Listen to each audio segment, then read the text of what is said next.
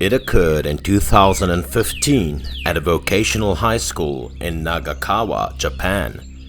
That year, I graduated from middle school but failed to enter high school, so I enrolled in this vocational technical school to learn how to repair machines.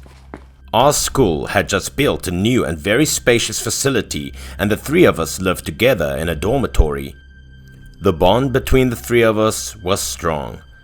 On a weekend I played poker with a friend in the dorm, but if there were only two players it was a little sad, so we were going to invite the other guy, Yoshi, to join us. However, because Yoshi was not in the dorm, we didn't have much fun playing most of the time. Yoshi was in fact very different from the rest of us. He had been accepted to a prestigious high school that year, but he chose this one instead. We noticed him staring at his phone that day with a blank face, so we crept up behind him. We all assumed Yoshi was in love, secretly chatting or watching a 18+ movie at the time. But as we got closer, we noticed that he was staring at a photo on his phone and still had tears in his eyes. It was a picture of him with a short middle-aged man. It seemed to be his father. The two of them were standing beneath a stone wall and their smiles were especially warm in the photograph. We were surprised to see the situation, but we both assumed he was homesick. "Do you miss home?" the other friend inquired. I mocked him a few sentences, not with malice, just to make him feel better. "How old are you? Still crying?" But Yoshi still didn't say anything, and when he did, we were both taken aback. "Today is the first death anniversary of my father." We recognized that teasing Yoshi was a mistake. Fortunately, Yoshi was not the type of person who was difficult to get along with, nor did he blame us. Rather, he freely told us his story. We also learned more about his father from the story Yoshi was about to tell. Yoshi's hometown was located in the mountainous region of Gifu province. Despite living in a poor rural area, Yoshi's family life was very good because his father had a unique profession. In addition to farm work, his father went to the mountains to collect medical herbs, and the most difficult part was that he had to climb the sharp cliffs by tying a rope around his waist. Of course, this was extremely dangerous, and the mountains there were high and steep, and there were cliffs at the mountain's base. If you had fallen, you would certainly die. But taking these risks was worthwhile for Yoshi's father because the celandine, a valuable medicinal herb, grew on the rock ledge. The celandine was unknown to many people before, but in recent years, it had suddenly become extremely valuable because it could cure some rare diseases at the time, and its price was rising. And because Yoshi's father risked his life to climb the cliffs, every time he could pick the celandine, he would earn a large sum of money. As a result, the entire family's life was improved. He was very satisfied despite the fact that it was difficult and dangerous. However, he was very frugal, only using an old rope to climb up and down, which frequently worried Yoshi's mother because the old rope would be unstable. A year ago, the rope wrapped around the cliff and broke while he was taking medicines from the cliff. When the rope snapped, he lost the protection and fell off the cliff. Everything happened so quickly, he didn't have time to grasp anything. In fact, their family was very concerned about this herb-picking job. The family has warned him numerous times not to continue because it was extremely dangerous. But he always laughed and encouraged Yoshi to work hard at school. It would cost money to get into university later, so he wouldn't do it until Yoshi graduated. Yoshi's tears welled up again as he said this time, the first time we saw a child blaming himself for being so good at studying. I turned around and ran outside after hearing Yoshi's story and seeing how sad he was remembering his father. Many people considered that I was a smart boy. Everyone knew that I always did things on purpose but could never guess what I was going to do next. After 4 or 5 minutes, I ran in from the outside, lit 3 cigarettes stolen from the house next door. Yoshi's tears were flowing again at this point. He was very emotional. Honestly, I was not sure if this was appropriate, but it was a tribute to Yoshi's father. We lit 3 cigarettes and placed them on the windowsill, bowing 3 times simultaneously. After all of this, we were well-connected friends. We had a good time again. In this way, even after the cigarette had been extinguished, the father and son's emotions were always kept in their hearts. But when we went to bed that night, we experienced something very strange. We all slept soundly that night, but in the middle of the night, I awoke, feeling extremely cold for no apparent reason. I awoke but couldn't move. I could only open my eyes. At this point, I noticed a person standing in front of Yoshi's bed, a vague black shadow whose face couldn't be seen clearly.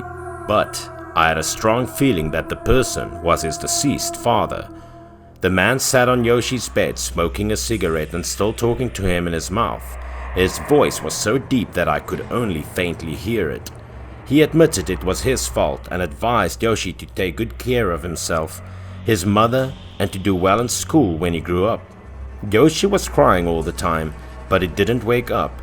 Perhaps he was having a very sad dream. Yoshi's father remained bedside, talking to him. Then I fell asleep, and when I woke, it was already dawn.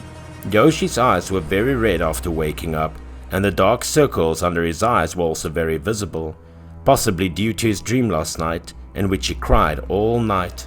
I asked him if he had a nightmare the night before, because I saw Yoshi cry a lot.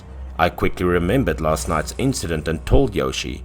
Yoshi stated that he had a dream about his father last night in which he was smoking next to his bed. When he finished, the other boy couldn't help but be surprised. There truly had been a conversation between Yoshi and his father, and I was an eyewitness to it. That guy suddenly shouted, "Look! There are actually some cigarette butts at the foot of Yoshi's bed!" We had to know that none of the 3 people in our dorm could smoke, and a strange feeling came over us. I couldn't help but recall the person I saw last night in Yoshi's dream, in which Yoshi's father sat in this position and smoked.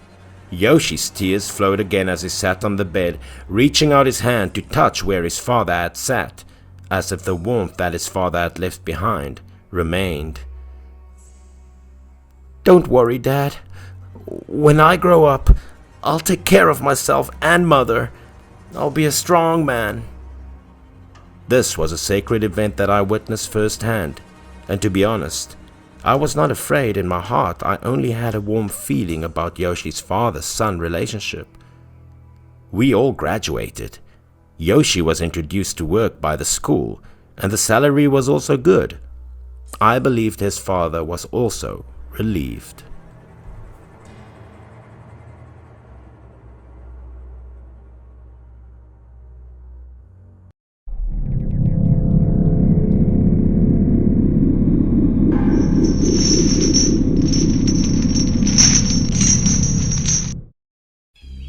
An internal basketball game was held at the company. Lou, as one of the few accounting department representatives, was compelled to take part in this game. Because the game was so intense, it was difficult to avoid unnecessary injuries. During the confrontation phase, Lou was hit hard by the opponent and lost his balance. When he fell on the ground, he was unable to stand and sprained his ankle. Lou couldn't get up at the time and had to be helped by everyone around him. He went to the hospital to have it checked out. The ankle was slightly deviated, and while it was not a serious injury, being hospitalized was unavoidable. Hospitalization was tedious. Lou did not have a girlfriend, so only a few close friends paid him a visit. He had to kill time the rest of the day by playing on his phone or watching TV. Lou wanted to go to the bathroom right after dinner that night, but walking was now extremely difficult. While walking down the hallway, Lou ran into head nurse May, who knew Lou was going to the bathroom.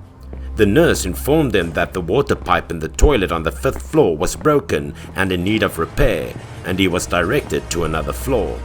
As a result, Lou had to take the elevator down to the 4th floor to use the restroom. Lou looked around and noticed that there were no lights here. It looked like this was the first floor where an experimental device was placed. Lou looked around and noticed an area with what appeared to be a toilet that could be used.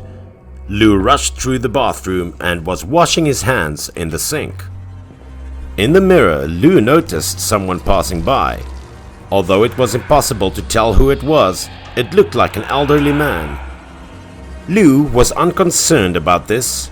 After washing his hands, he turned to another corner of the corridor and pulled out a cigarette to smoke, because smoking was not permitted in the room, so he would smoke one cigarette every time he was going to the toilet. Lou unintentionally looked towards the end of the corridor while taking a breath. He smirked slightly and felt strange. The old man hadn't left the floor yet. He was standing in the corridor's corner, turning his back on him. Judging by the old man's appearance, he would have encountered a difficult situation, so he came here alone to vent his rage. During his hospital stay, he heard many heartfelt stories from patients and their families. When he finished smoking, he extinguished the cigarette butt and quietly exited the room. He went to the elevator area to return to the 5th floor, but he was surprised when the elevator door was about to close. The old man he had just met on the other side of the corridor while smoking refused to leave and remained in this corner of the corridor in the same posture. Lou approached the old man. He didn't want to be intrusive, but today he wouldn't be silent.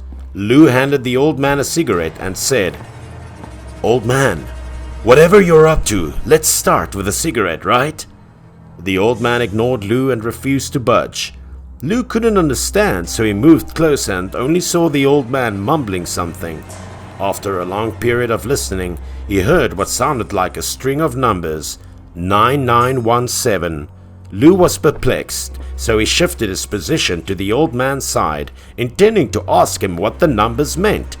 But when he got to the old man's side, he discovered that the old man had a problem. He didn't appear to have a left hand. His left sleeve was bare. Lou immediately detected a strong odor of blood. When Lou looked again, there were no feet under the old man's trousers leg, and blood was oozing out from there. And his mouth continued to mutter the previous numbers. His face muscles twisted. He looked so angry. Lou was scared of crutches and turned away when he saw him like that. He staggered into the elevator. Thankfully, the old man did not pursue Lou. He was still standing at the same place. When Lou returned to the 5th floor, he felt like a lost soul, devoid of emotion. Lou ran into Nurse May again, who was standing in front of him puzzled. The nurse was wondering why he looked so strange, so she asked him if he was in any pain. Lou wanted to speak at first, but he hesitated and then found an excuse to give a vague answer before returning to his room. He believed that what occurred was insignificant and that he should simply return to his room, get a good night's sleep and forget about it all. However, Lou thought it was too simple when in the middle of the night he was woken up by the voice of someone reading the familiar numbers. The sound came from behind him, sending shivers down his spine. He sat up abruptly despite the fact that the room was dark, but the contours of his face made Lou see who it was.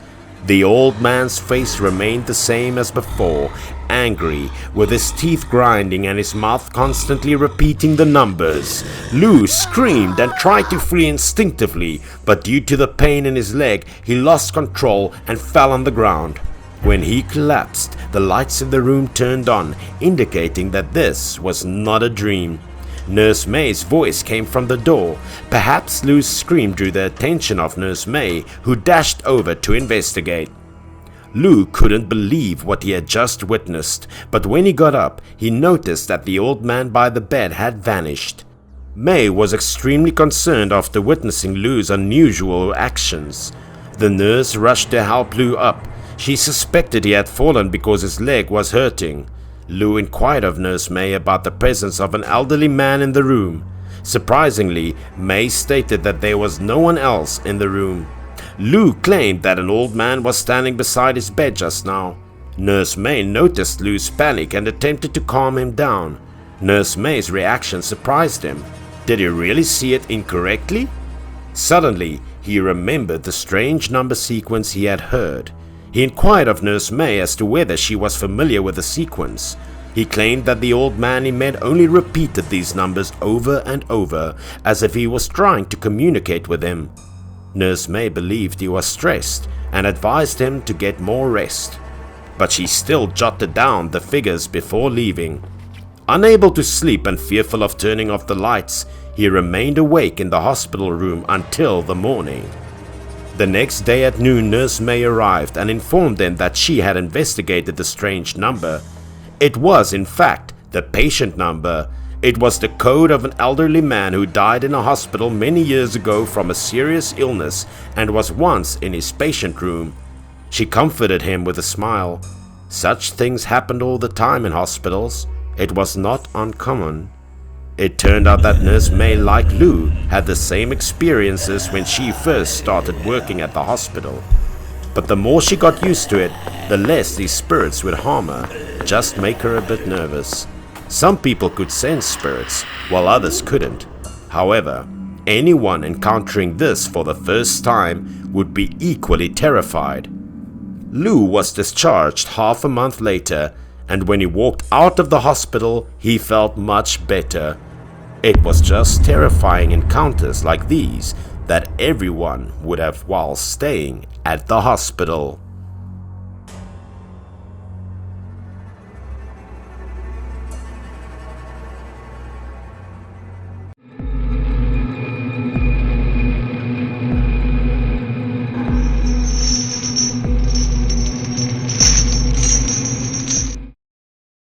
This story happened in a residential area west of Liaoning City 8 years ago.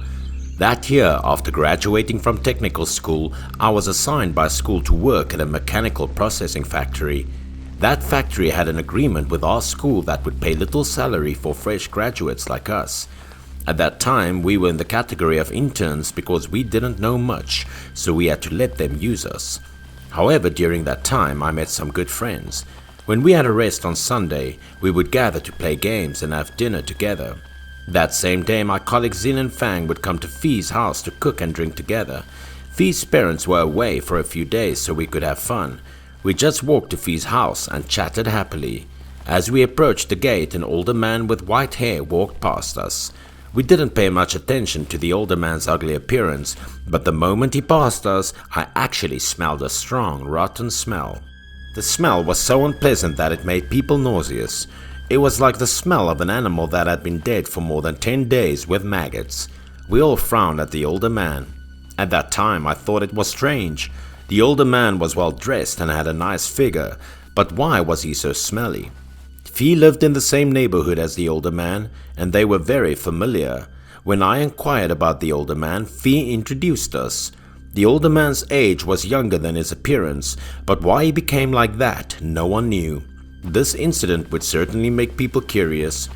There was an incident in his family, that's why he was so strange, Fi said. It turned out that the man's wife fell ill and passed away. Currently he lived with his son, who was our age. Although the house would not be complete without his wife, the older man worked hard every day because he had a son. He wanted to give his son a good life. But he would never have thought that one day the worst thing in his life would happen. It was a robbery and murder case. Although the case was solved and the killer was severely punished, his only son was never resurrected. The man's life suddenly fell apart because his only motivation for living was gone. Since then, the man quit his job and didn't go out anymore. The older neighbors were very sorry for that man. However, about a month after the death of the older man's son, residents discovered something strange. One day, two people nearby passed by the door of the older man's house and said, "A good family disappeared in the blink of an eye. Poor thing." Suddenly, they noticed that there were a lot of pamphlets posted outside the door, covering most of the plastered wall and giving off a burning smell. This thing at least showed that the man had not been out for a long time. The people around smelled rotten, so everyone suspected something was wrong. At first, everyone said nothing, but over time the smell became more and more severe, making it impossible for people to sit still. A few aunts and uncles in the neighborhood committee reported to the police. However, the police knew the older man became like this because his son was killed. At the same time, they also discovered that the older man did not have suicidal tendencies. But that aunt and uncle still decided to report to the police. The policemen thought for a long time because this was really important. It was not easy to break into someone's house without a superior's order. Probably because he didn't go out for a long time and didn't take out the trash. That caused a stench. the police said. Seeing that the police did not believe him, an uncle stepped in front of the crowd and told a strange thing he had seen in the day before. When this uncle was walking one night, he saw a man throwing trash around. The uncle approached and saw that the man was the older man near the house. In just a few days, the hair of the older man turned grey. The uncle barely recognized him. When the uncle saw the older man, he wanted to say hello and comfort the older man with a few words, but the older man reacted strangely. He turned and left without saying any word. This made the uncle find it very strange. In the past, this older man was often very enthusiastic. When he met everyone, he greeted everyone. Even if his family had a bad situation, he was always warm. The uncle turned his head and saw that the trash bag the older man had just thrown was even more stranger than usual. There was still a lot of blood on the bulging black bag, and there was still the same rotting smell coming from the older man's house. Was there something shady here? The uncle was frightened, stepped forward and tore the black bag open, wanting to see what was inside. This uncle was surprised because there were some dead crows inside. Some had just died, some had rotted and gave off a stench. This story made the uncle want to break his head because he did not understand. The uncle wondered if this older man was doing something shady. After hearing what the uncle said, the two policemen felt strange and finally decided to go to the older man's house to check. The uncle and the neighbor led the two policemen to arrive at the older man's house. The door seemed to have not been opened for a long time. The stench was strong. The police also thought it was odd and reached out and knocked on the door, but no matter how they called, no one answered and no one opened the door. At this time, the police also felt that things were not easy. Maybe something happened. The two policemen discussed whether to ask someone to open the door. They needed to see how things were going. At this moment, the door suddenly opened with a cluck, cluck, cluck, cluck. It was a man who opened the door. His hair was now white, but when the policemen saw him, everyone was surprised. There was a lot of blood on the farmer's body. The older man kept his head down and said nothing about the police interrogation. The police were afraid of something serious, so they quickly restrained him first. They asked the older man to stand still and not to move to make sure he couldn't do anything. That uncle and aunt's neighbor were both around the door at the time. They were amazed when they looked inside the house. Then some policemen ran over and checked the older man's house. In the kitchen, the policeman found a lot of crows with bloodstains all over the kitchen. There was also a crow being slaughtered in a basin of water, blood everywhere. The body of the man's dead son was not cremated or buried but lay flat in his bedroom. The situation at the scene was strange, so the older man was taken to the police station. After many questions from the police, the older man finally spoke. After the death of his son, he was sad for a while, but then he heard someone say that if he drank the crow's blood for 81 days, he could bring the dead back to life. The method sounded cruel and unscientific, but he was eager to give it a try. The older man cried as he told the story and kept begging the police to let him go because his son couldn't stop drinking blood for a day. After listening to the police, everyone was speechless because he loved his son so much and could do anything to hope for his son to come back to life. Because crows were not considered a protected animal and disposing of dead family members was not mandatory, the police released him. After hearing Fee recount that older man's story, my first reaction was to feel sorry for that man. However, Fee said that the people who entered the older man's house that day spread the rumor throughout the entire surrounding area. These people said that although his son had been dead for nearly 2 months, the body had not decomposed and the hair was still growing. As for whether the rumors were true or not, we didn't know either. Later, my family arranged for me to work in a factory in Jiangsu. I left my hometown. I didn't know if that older man's son would come back to life. Fee said that the older man suddenly moved out and no one knew where he went.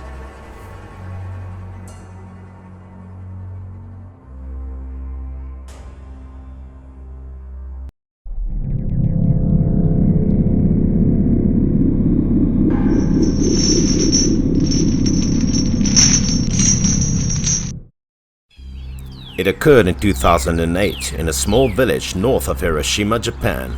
That was my real-life experience as a child. That year, during the National Day holiday, my father drove from Shimane to take me and my mother home to see my grandmother. I was only 10 years old at the time, and I loved the countryside. I was fascinated by everything there. I kept asking questions and making my parents uncomfortable throughout. We drove for more than 4 hours and arrived in a village around 5 o'clock in the afternoon. Grandma's house was still a typical country house at the time, with a large yard and 2 rooms, 1 main house and 1 warehouse. At the time, I could only visit her twice a year, once for National Day and once for the Lunar New Year, so my grandmother was desperate for me to return. But I was not used to her zeal because I hadn't seen her since I was a child, and I was not particularly close to her. When we entered the house, Grandma and my parents were discussing their daily life. I looked for a chance to get away from her grip. I would never dare to go out by myself, so I climbed a ladder to reach the warehouse roof. There were only high-rise buildings in the city. As for standing here and being able to see the entire village, it felt very new to me, so I stood here and looked around. I suddenly felt chills behind me as the sky darkened. I had the impression that someone was keeping an eye on me. I looked behind unconsciously and I felt a shadow passing behind me. I quickly turned around and saw a shirt hanging on a bamboo pole next to the chimney. The roof of Grandma's warehouse connected to the neighbor's house, and the clothes were on the neighbor's roof. But this wasn't a problem for me. My parents and I fell asleep after dinner that night because we were tired. But unexpectedly at midnight, I had a nightmare. I was not sure why the shirt hanging on the roof of my neighbor's house appeared in my dream. In the black mist, that piece of shirt kept getting closer to me, and it was becoming clearer and clearer. As I looked closer, I noticed a figure dressed in clothes hanging from a bamboo pole. I gradually realized that the man was an elderly man, his face contorted in pain, and he was terrified. The old man got closer and closer until he was right in front of me, his mouth wide open, as if he wanted to scream at me. I could feel him screaming, but I couldn't hear anything. The old man pressed his mouth to my ear and made strange buzzing noises, and I had no idea what he was trying to say. I had the impression that he shouted for a long time in the dream, but I couldn't understand a single word. I was not sure how long the situation would last. I could feel my awareness fading. Then I heard my parents' voices calling out to me. I struggled to open my eyes, seeing my parents' worried expressions in front of me. "Wake up, my son," my father said. It turned out that I was screaming while sleeping. So many strange things happened at once. My father asked, "What happened to you? You kept screaming in your dream, and your body is sometimes hot, sometimes cold." My parents were concerned about me and woke me up. I was feeling strange on the inside, so I told them about my dream. After that, I fell asleep again until dawn when I woke up. I overheard my mother said that I appeared to be dreaming again. My parents didn't think much of it at the time, but they had to inform my grandmother anyway. Surprisingly, as soon as my grandmother heard it, she became enraged, as if she knew what had caused it. However, my grandmother did not say anything clearly at the time, but instead walked out the door and began cursing. Grandma was a typical rural old woman. When she was angry, her words were difficult to bear, and my parents were powerless to stop her. Grandma scolded the neighbors, sounding like she was scolding an old man. Grandma's scolding was becoming increasingly louder. Her language was becoming increasingly unbearable, and this was the first time I had seen her so enraged. "If I hadn't made your ancestors' graves for you, you wouldn't be where you are now!" my grandmother exclaimed. To be honest, we didn't know what was going on, but I thought Grandma scolding like this was extremely inappropriate. Dad approached her and drew her into the house because we didn't want her yelling at the neighbors any longer. We all found it strange that Grandma's anger remained after she was dragged back. My father inquired about what had happened and why my grandmother was so enraged. Grandma drank 2 sips of water and then told us a story about the neighbor's house. It turned out that the neighbor's house was previously considered a poor household in the village, but the house was recently purchased and relocated for more than a year. Once upon a time, this family had an elderly man who lived with his son and daughter-in-law. That family's daughter-in-law was a fierce woman, especially unfaithful, lazy all day and forcing her father-in-law to work hard. He was also old and frail. It was said that when he was younger he was terrified of his wife. When his wife died, he let his daughter-in-law rule and he worked very hard. His daughter-in-law once asked him to go to the river to water vegetables at noon. He started to be dizzy as a result of heat stroke. He couldn't stand, so he fell into the river, couldn't get up, and eventually drowned. The old man died just like that. Looks like he had a grudge that he couldn't swallow, because when he died, one eye was closed and the other was wide open, as if he was unwilling. Ever since that day, there had been rumors about ghosts appearing in the neighbor's house. Nearly every night his daughter-in-law's screams could be heard by his neighbors. It was said that the daughter-in-law dreamt of the old man every night, wanting her to follow him, and that every night she woke up startled, unable to sleep. Then, not knowing where she learned how to solve it, she found an old shirt worn by the old man when he was still alive. She put it on a bamboo pole and erected it on a chimney. According to a legend, this allowed the old man's ghost to bask in the sun like fire during the day, and at night it was as cold as an ice pillar. When my parents heard what my grandmother said, they were all enraged because of such a daughter-in-law. My mother exclaimed that she was to blame, and my father agreed, saying, "It's a shame that the old man can't be at peace until he died." Grandma didn't say anything else after seeing my father and mother react so angrily. Things went on like that. I had no problems, and my grandmother urged my parents to go back to the city.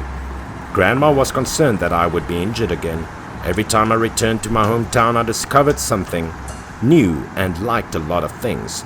But after that incident, I was a little scared. When I left, I discovered that shirt still hanging on the side of the chimney, and I was not sure if the old man was a living ghost.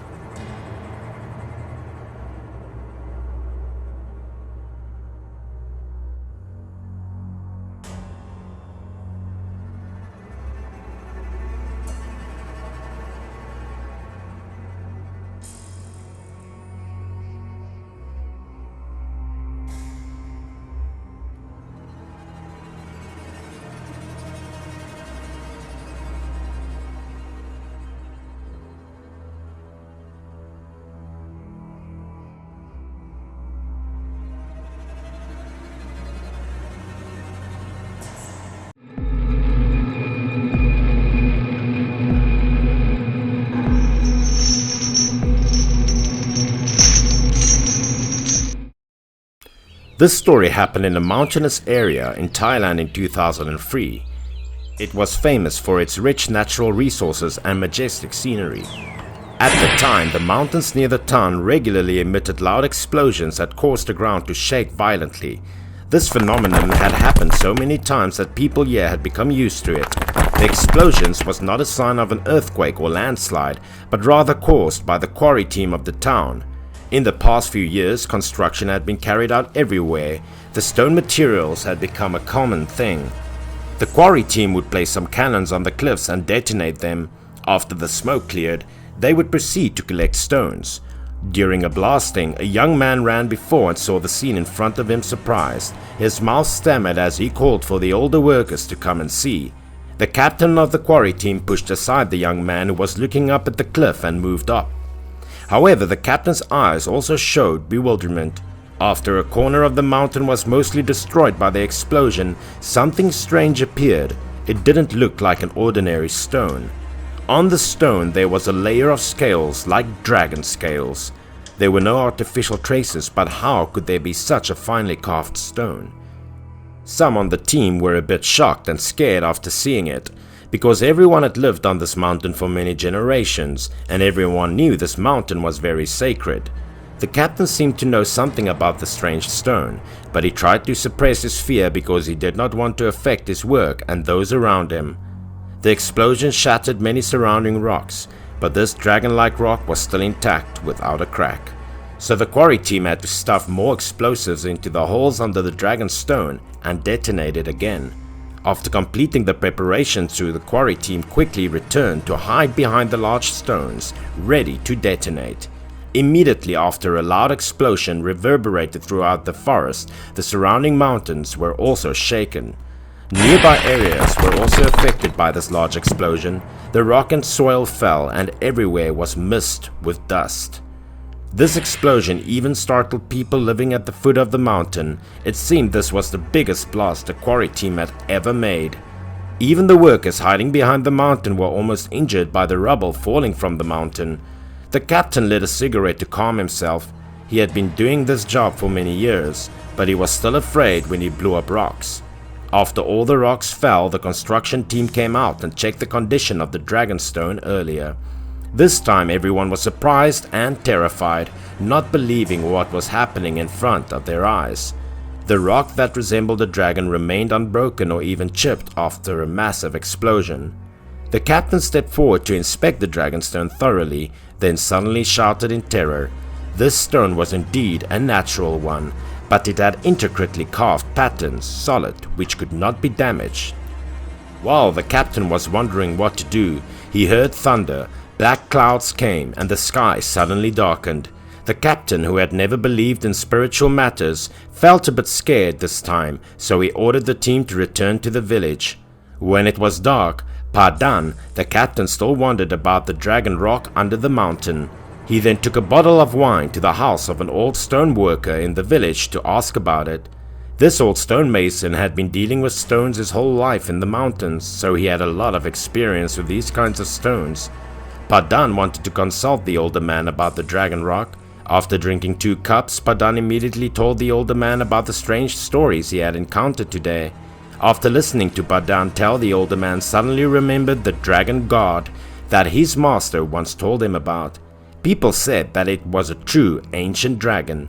Padan, when he heard the old stoneworker telling him, felt very hard to believe, but he also could not explain what he was facing. The old stoner said that he was not sure if the legend of the dragon god was true, but he thought it best not to touch the Dragonstone anymore. The two were talking when suddenly the door was pushed open, followed by a panicked voice. "That's Padan's wife." She ran over anxiously, holding a dead chicken and duck in her hand. No one knew what was going on, but all the chickens and ducks that the Padan family raised suddenly died unexpectedly. Padan began to think that it might be the plague. But why did the chickens and ducks show no signs before they died? Padan's wife thought that things were not so simple. According to the wife, their pets all had a strange expression. Padan quickly ran back home. The old stonemason also felt that everything was strange, so he followed. After returning home, they realized that the seriousness of this seemingly simple problem was cruel. Chickens, ducks, swans, and even pigs and dogs raised by Padan family were lying on the ground. Seeing the dead chickens and ducks all having a painful expression on their faces that made Padan shiver involuntarily. At this moment, Padan still did not understand why. The old stoneworker standing next to him was 80% sure that it was due to the god dragon in the mountain. Not only Padan's family but also the whole village had a similar situation. Chickens, ducks, dogs and cats all died one by one. A night full of strange things just passed in the small village at the foot of the mountain. Someone flew a fortune in one night. At dawn, Padan was awakened by the shouting outside the door. It seemed that something bad was about to happen to this village. Padan quickly got up and put on his clothes and went out to check the situation. In his heart, he could not help but feel anxious and worried. As soon as he opened the door, Padan was very surprised because his yard was crowded with men, women, and children in the village. The villagers heard about the bombing that shook the stone dragon of the quarry team, and then in the evening a series of strange incidents happened, so they came here. Everyone complained and even scolded Padan because they thought he was the one who brought disaster to the village. Padan also anticipated this. He was clear that he needed to solve it as soon as possible. If this continued, he would become a criminal in the village. Then, a villager brought the story he had met early this morning and told Padan. It seemed that things were getting worse and worse. As usual, these two farmers went to the fields early in the morning, but when they got there, they were dumbfounded when they saw the condition of the crops. The new rice fields that were green yesterday were all yellow and withered. Like livestock, crops were damaged abnormally. Not only the man's rice field, but also the crops in the fields near the mountains withered. Chickens, ducks, pigs died. People only depended on the fields. Unexpectedly, the crops were no longer there. It seemed disaster had struck this poor village. After hearing the story of the crop, the people became even more indignant. Only then did Padan realize the seriousness of the problem. Padan reassured everyone, but in his heart Padan didn't know how to deal with this thing. Padan once again went to the old stoneworker's house to talk. It seemed that he was the only one who could help Padan now. The old stoneworker didn't know what to do to calm the dragon god. He asked Padan to bury the dragon stone first, then sacrifice some live chickens and even pigs. Then the old stonemason went to find a large flat rock on the mountain and carved a stele according to the method left by his ancestors. Then the stele was engraved with an ancient poem praising the merits of the dragon god that the older man had heard from his master. Padan didn't know if it was because the old man's method really worked. Since the stone stele was erected, nothing unusual happened in the village anymore. And that stele was left in the great mountain, next to where the dragon stone resided. According to an old legend, a dragon was imprisoned in this mountain because of offending Allah, then turned into a stone dragon. And it was truly sacred.